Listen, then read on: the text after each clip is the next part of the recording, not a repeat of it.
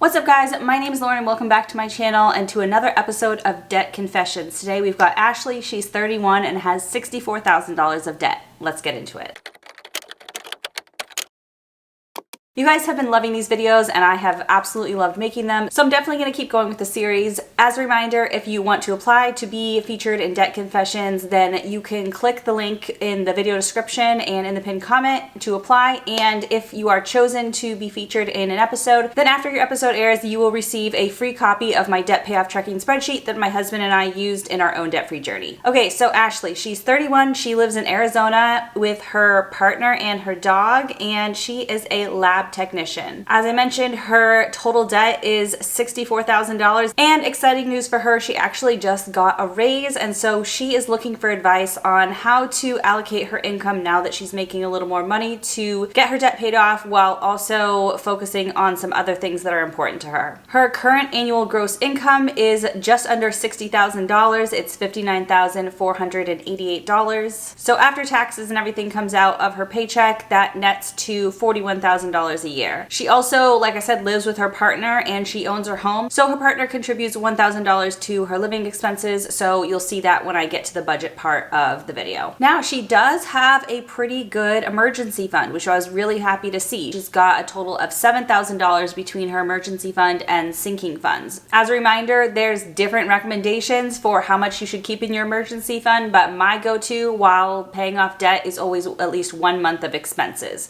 So $3,800 is actually like almost exactly 1 month of expenses for her, so I think that's a perfect place for her to be at. She is currently investing 4% of her income through her employer 401k, $200 a month, and she gets a 2% match, which is great. I love taking advantage of the employer match. It's free money, so I hate to see people leave that on the table even if you're paying off debt. It's such a great rate of return. Like, you can't get that no matter what your interest rate is on your debt. So I always recommend to contribute up to at least the employer match while you're paying off debt. So her goals are to get rid of her debt so she can focus more on increasing her investments. Also, she knows that she's going to need a new car sometime in the relatively near future, so saving for that is also a priority. She actually has been pretty successful so far with her debt payoff. She started paying off her debt back in 2020, and since then she's paid off $7,000 of debt and hasn't accrued any new debt. So I want to give her a big congratulations. That is amazing. The fact that you've been paying off debt consistently. I know it seems silly, but that was one of the biggest shifts I had to make at the beginning of our debt-free journey, is that if we were going to pay off debt, we couldn't take on any new debt. Like, no exceptions, no more new debt. And when you're in the mode of just like financing things and taking on debt and opening new credit cards and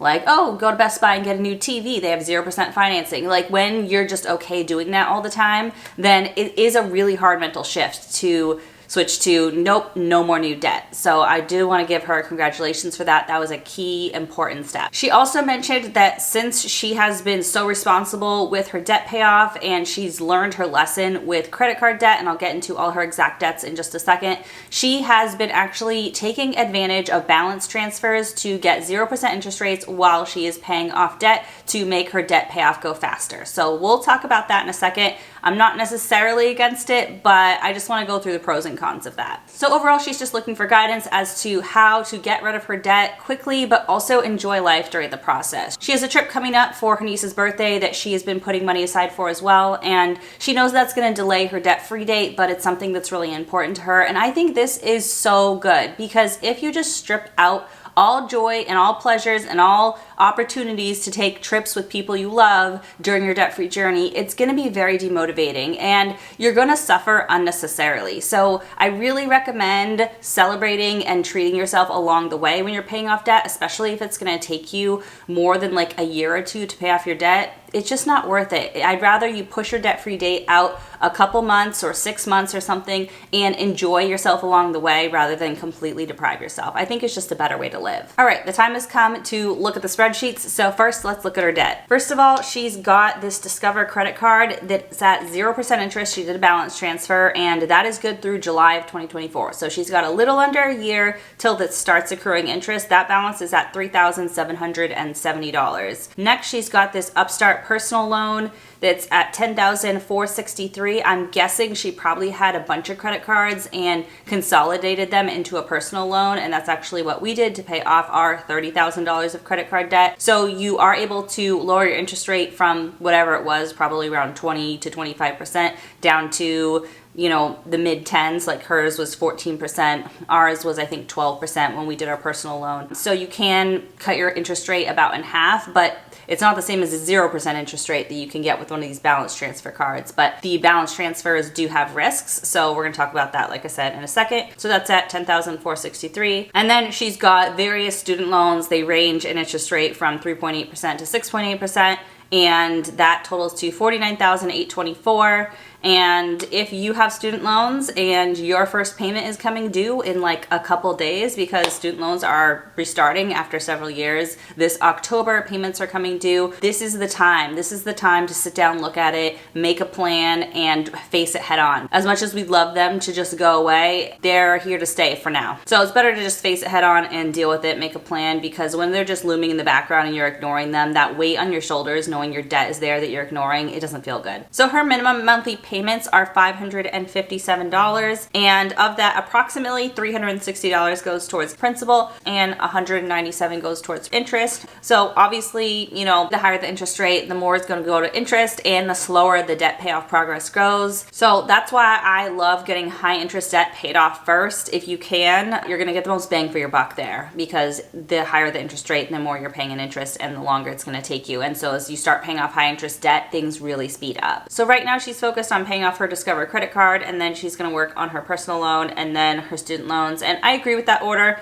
I think, like I said, high interest debt is a priority, but because this credit card is a promotional rate of 0% only through next July, I think it's really important to get that paid off before July. A few things with balance transfers to keep in mind. So if you are opening a new credit card and moving your balance over, you are giving yourself access to more credit. So unless you've fully decided to put the credit cards away and have your credit card spending under control, and by under control, I mean you're not doing it anymore while you're paying off debt, or like Ashley's doing, I think she spends some on her credit cards for the points and then pays it off immediately, then I think it's an okay option to do a balance transfer. But like I said, a couple things to keep in mind with this. One, balance transfers aren't free. Unless there's some like good promotion going on, they usually charge you, I think it's about 3% of the balance for the transfer. So you have to calculate how much you're saving in interest versus how much they're charging you to do the balance transfer and see if it makes sense. The other thing to keep in mind is these are promotional rates. So whether it's 6 months, 12 months, 18 months, whatever the promotion is, if you don't pay the balance off by that date, interest will start accruing, and you need to read the fine print. Does the interest accrue only on the balance that's remaining on the card? Does it accrue on the entire balance that is transferred? Like, does the interest go all the way back to the beginning as if you didn't have the promotional rate? These are important questions to ask, and make sure you know the terms of the balance transfer that you are signing up for, so you don't do all this work to try to save, you know, some money on interest, which at the end of the day on a small debt like this is probably going to only be a few $100s, and then end up getting hit with a big fee for not having paid it off in time. So in Ashley's case, because she has been responsible with credit cards for 4 years now, like I said, I'm not totally opposed to her doing this. I don't know that it's the right decision for everyone, but like I said, you know, it can save you some money in interest. The other thing that she's doing right now is, instead of paying extra payments to this credit card because it's 0% interest, she's putting any extra money that she has into her high yield savings account to try to earn some interest on that, and then it's going to make a lump sum payment before this promotional balance ends in July. Again, I'm not totally opposed to this, but she says she has $1,200 in her high yield savings account, and so if the interest rate is, let's say, 5%, it's really only saving her like maybe $20 a month at most to do this, instead of just making the payment directly to the card. So I feel like it's a lot of extra steps and just maybe like a lot of risk and complication for a small payoff. But at the same time, like, who doesn't want an extra $20 a month? So I get why she's doing this. I guess I would just say, know yourself and know if you're gonna keep track of everything and you're gonna put the money in the right place. I mean, obviously if it's in savings and something comes up, you can end up using it for something else instead of debt payoff, which is good and bad. You know, if she actually made the payments right to the card, she would miss out on that interest in high yield savings. But there's no way to get the money back, which means she won't end up spending it elsewhere and it'll 100% for sure go to debt payoff. So again, it's a judgment call. Just know what works for you and what you can trust yourself to follow through on. All right, let's take a look at her budget now. If you guys have not seen it yet, this is my new budget dashboard. I am absolutely in love with this thing. I developed it over a number of years. It evolved from our original budget spreadsheet and I just improved it to make it more automated, and it's so good. I love it. So let's go through. I've just put her budgeted amounts in these budgeted columns. So let's take a look at her budget. So paychecks, this is net, not gross. So what actually hits her bank account on an average month. It might not be exactly this way if she gets paid bi-weekly. You know how that works when you get an extra paycheck a few months a year, but we're just averaging out the numbers. So paychecks, she gets $3,417 from her paychecks, and then, like I said, her partner contributes $1,000 to expenses during the month. For her expenses, she's got her mortgage at $1,780. Now, if she did not have her partner contributing to housing expenses, I would say that mortgage is way too high compared to what her income is. Just the mortgage alone is like half of her paycheck. I'm really glad that she has that partner contribution. Hopefully that relationship works out. I don't know the details of it, but if for whatever reason that changes, I would highly suggest that she is open to renting out a room in her home because she really needs that extra income to make her budget work and make progress on her debt payoff. All right, besides her mortgage, I feel like all of her expenses are quite reasonable. So she's got utilities at $236. Her security system at $66. That's a little high. They have less expensive ones. We use Simply Safe and it's $28 a month. So I'll link that below. Maybe she can check out that, or maybe call ADT and say, hey, Simply Safe does it for $30 a month. Will you guys rate match them? It never hurts to ask. HOA fee is $30. She has subscriptions for $23. Her internet is $55 and her cell phone is $75. She spends $500 a month on food, $100 a month on gas, $100 a month on miscellaneous, $100 a month on spending, and $50 a month on her dog. So like I said, all those expenses I think are pretty reasonable, just except for the mortgage being high if she didn't have that extra contribution. For debt, she's got her Discover credit card. That payment is $77 a month. Her personal loan is $378 and her student loans are $102. For her savings, what she's doing, she's not putting anything to her emergency fund right now, but like I said, her expenses are $3672 on average in the month, and her emergency fund is $3,800, exactly like 1 month of expenses. So that's great. And then she's been putting some money into a high yield savings account for that debt payoff. And then she also needs to put about $400 a month for the next 3 months to finish funding the sinking fund for the birthday trip she's going on with her niece. I just think that's so cute that she's going on a birthday trip with her niece. I really love that. So I'm glad that she's making that a priority. So her income has increased. She hasn't been putting this much money to the sinking funds before this month, but this is where, you know, she will be focusing her money.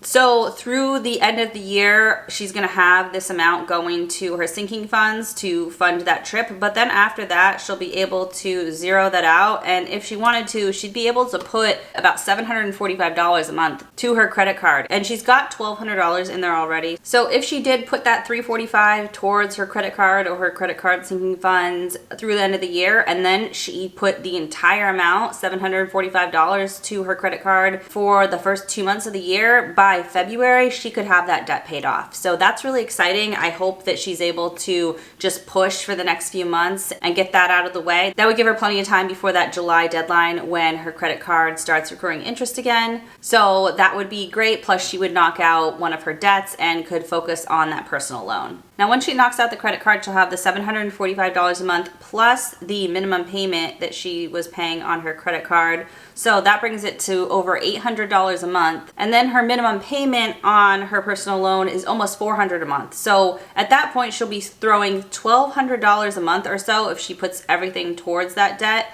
And I think she could get that paid off before the end of the year if she really pushed. Now, I don't know that that's the best way to do it because, like we talked about, it's good to balance things during your debt-free journey, and throwing everything to that debt might not bring her like good balance to enjoying her life next year, but I think it's possible to have that personal loan paid off by the end of the year. I know she talked about doing another balance transfer for part of her personal loan, which I don't know if you can even do that because it's not an actual credit card, so she'd have to look into that. But I think I'd rather see her at this point just go hard on paying it off and not worry about how much interest she's paying, because she's getting it paid off in a short amount of time. And so the balance transfer wouldn't even save her that much money. So if she could spend most of next year paying off the personal loan, she could potentially go into 2025 just owing on her student loans. I know she said she needs a car in the near future, so I assume part of that money will need to go to some sort of car sinking fund, so it might not be totally realistic. But I think she's got a really good head on her shoulders. I think she's got a really good sense of where she's at with her debt. She's got a plan, she's been executing it consistently, and I see really good things for her future. One thing I would say is once she gets her personal loan paid off, I would really start focusing on investing more and maybe slow paying the student loans, because